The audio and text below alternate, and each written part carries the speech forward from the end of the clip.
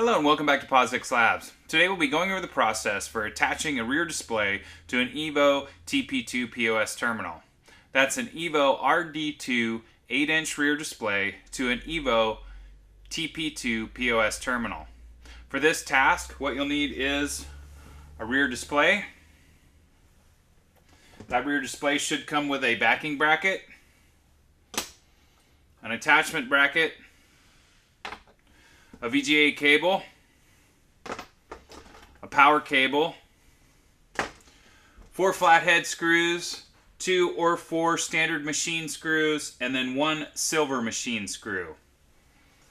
We'll take an EVO TP2 POS terminal, which will also be necessary. And finally, last but not least, we'll need our trusty number 2 Phillips screwdriver, preferably with a magnetic tip. The first thing we're going to do is take our backing bracket and attach it to our LCD display using our 4 flathead screws.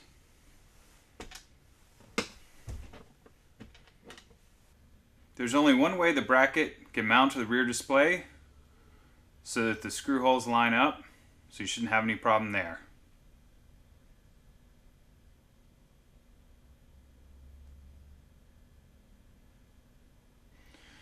At this point, we'll take our mounting bracket, and you'll see 2 slots, 2 deep slots. We want to face those towards us, and then we have 2 narrow slots. We want to line those up with the bracket on the back of the rear display, and we're going to slide it to the left, and then we'll slide it back to the right, because we want that screw hole, that notch, and we want this screw hole on the inside to line up. So slide it to the left and then back to the right. And then we take our silver machine screw, and we'll go ahead and secure that mounting bracket to the backing bracket.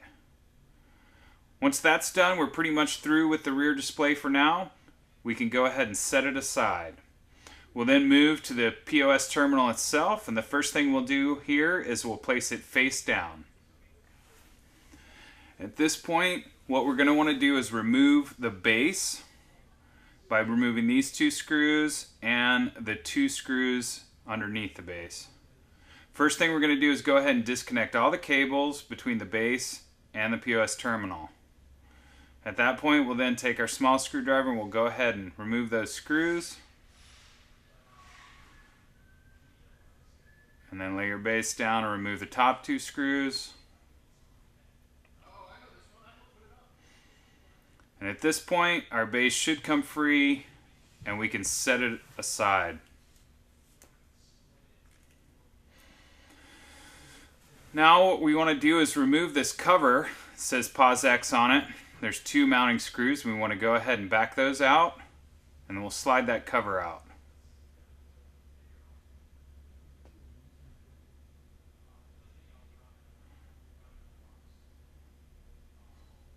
And just slide that cover up towards the top of the monitor.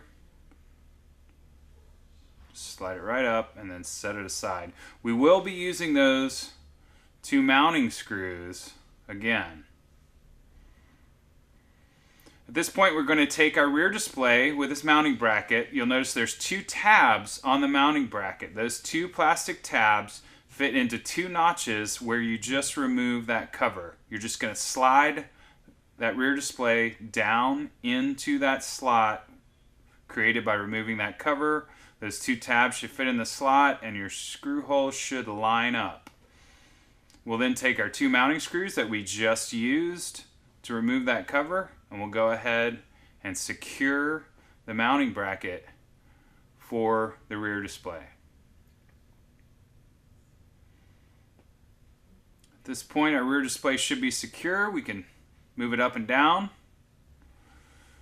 And so now we're going to go ahead and plug in our VGA cable to the bottom of our rear display. There's only one way the VGA cable plugs in. It's a shaped plug. So go ahead and plug that in and then tighten your thumb screws down. And then once those are secure, we'll go ahead and take our power cable and we'll plug that into the bottom of our rear display. At this point, what we're going to want to do is we're going to try to do a little cable management. We're going to run those cables through this slot on the back of the POS terminal. And there's actually a slot on your base that will line up, and we can put our base right on top of those two cables. Make sure our cables are in that slot, and they should fit very nicely, and we can go ahead and secure our base back down. Go ahead and use those screws that we mounted the base on with originally, and we'll go ahead and secure that base down with our cables nicely sealed in the groove between the base and the POS terminal.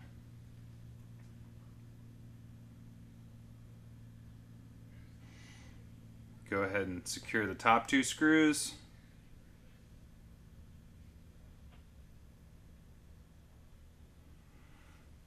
And then once we're done securing the base, we can tip it back up, and we're going to reconnect all the cables that we disconnected to remove the base, and we're going to connect our new VGA cable from the rear display into our POS terminal.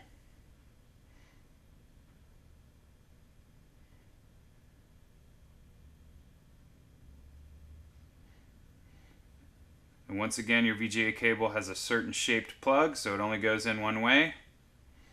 Go ahead and plug that in and tighten down your thumb screws.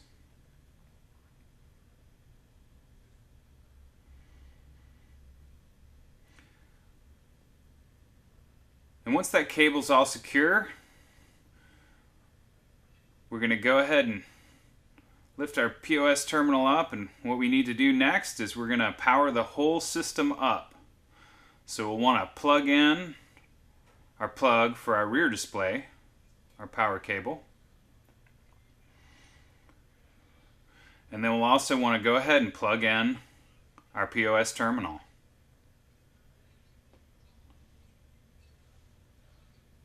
We'll plug it in right underneath the base. We should have power to both units, and we'll go ahead and fire up our display by pressing on the power button at the base of it.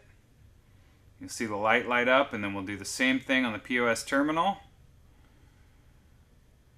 And both displays should synchronize of their own accord. There we go. We have action on our rear display.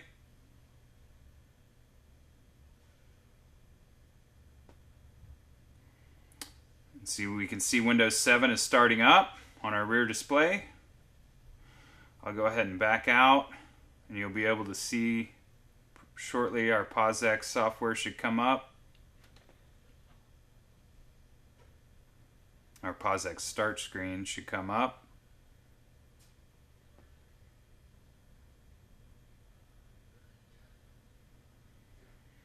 And there it is. And I'll go ahead and let you see the other monitor, the main screen of the POS terminal. You can tell that the two screens are cloned.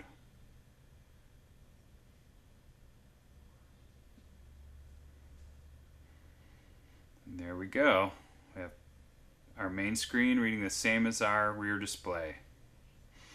And last but not least, don't forget to peel your plastic off your rear display. And there we go. If you have any other questions or concerns, feel free to contact us. My name is Shane from POS-X Labs. POS-X, point of sale simplified.